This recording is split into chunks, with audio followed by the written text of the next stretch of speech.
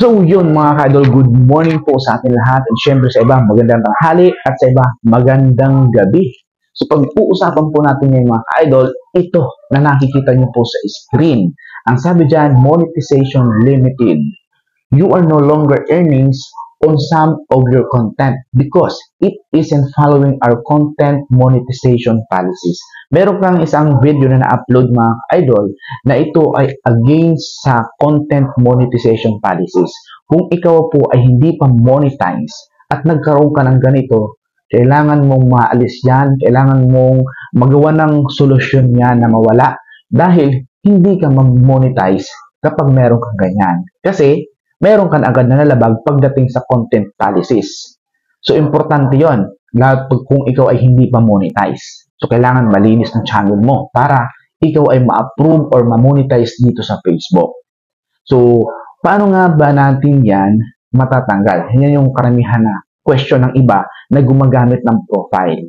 Mga ka-idol, ang sagot ko dyan, ang tanging gagawin mo dyan is mag-report. Bakit?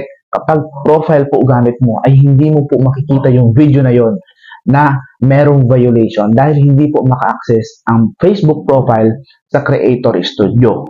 So, noon nakaka-access siya. Kaya hindi mahirap tanggalin yung ganitong issue o violation sa iyong Facebook. Dahil kapag pumunta ka sa iyong Creator Studio, makikita mo agad yung video na yon na merong violation. Kaya pag dinilit mo yon, matatanggal na agad siya. Kasi itong violation na to, kung i-compare natin sa ibang violation tulad pagdating sa community guidelines, mayroon kang nalabag doon, mabigat yon. Ito, medyo magaan ganito. So, kaya pag nagkaroon ka ng violation ng ganito, madali lang siya gawa ng solusyon. Kung makikita mo sana yung video na yon na nagkaroon ng violation. Yun nga lang, hindi maka-access ang Facebook profile sa Creator Studio, kaya mahirap alisin ito. Ang tanging gagawin mo nito mga idol, kung kaya mong mahulaan yung video na yon na alam mo against sa content monetization policies, pag yun ay nahulaan mo at na-delete mo yung video yon, mawawala po yan. So, ibig sabihin, ang tanging gagawin mo dyan, huhulaan mo talaga yung video na yon. And syempre, mga kalodi is, kung hindi mo talaga mahulaan, ang gagawin mo dyan mga idol is mag-appeal.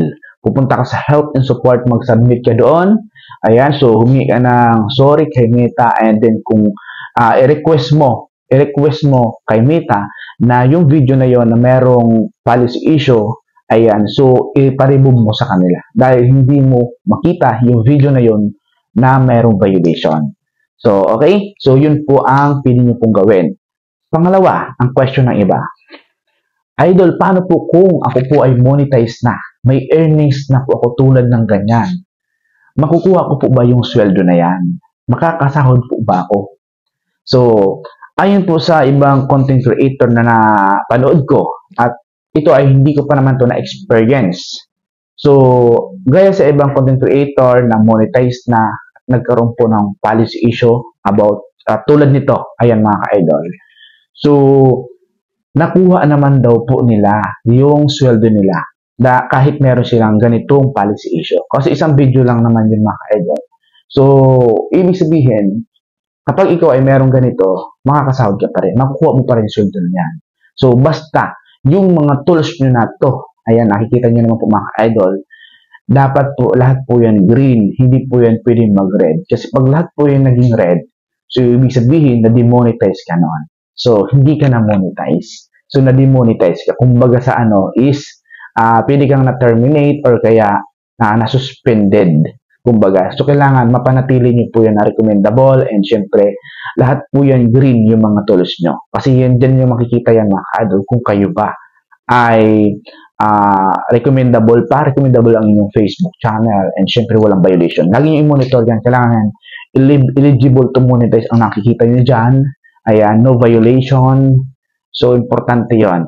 So, sa lahat ng merong mga ganito at monetize channel is wag muna kayong mag-panic dahil nakukuha naman daw yung sweldo kahit may ganito. At nawawala na lang din siya. Yun nga lang, yung video na yan mga ka-idol na merong policy issue, halimbawa, yung isang video mo, maabot na ng milyon, kahit dumagdag pa ng dumagdag yung views nun, hindi na yon mag-earnings ng dollars kasi mayroon na siyang policy issue. Ibig sabihin na stop na.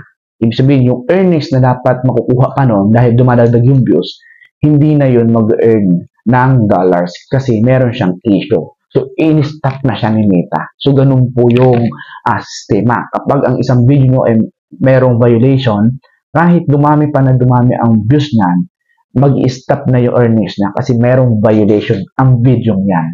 Okay? So, kahit paano is, hindi ikaw ay na-demonetize yung isang video lang mga kalodi. So, yun mga ka-idol, no? So, sana nagkaroon ng idea yung iba, at yung iba na namumroblema, paano alisin yan. So, kung sa page ang gamit mo, madali lang hanapin yan. Pumunta ka lang sa Creator Studio mo, then, naka-desktop site, sa Chrome, sa Google Chrome ka, then, search mo Creator Studio o kaya Business Suite, lalabas yan. And then, punta ka sa mga videos mo, makikita mo yan dyan.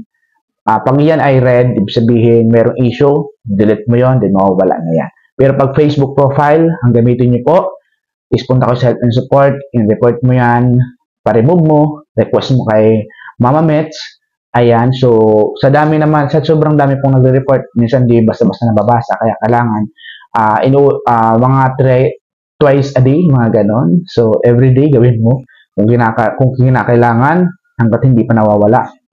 Kasi sa sobrang dami nagre-report, minsan hindi na nababasa agad-agad natatabunan. So, yun ang gagawin nyo. Kapag profile report, and then kapag page, punta kayo sa Creator Studio dahil nakaka-access naman kayo ng page sa Creator Studio, madali lang tanggalin siya. So, yun.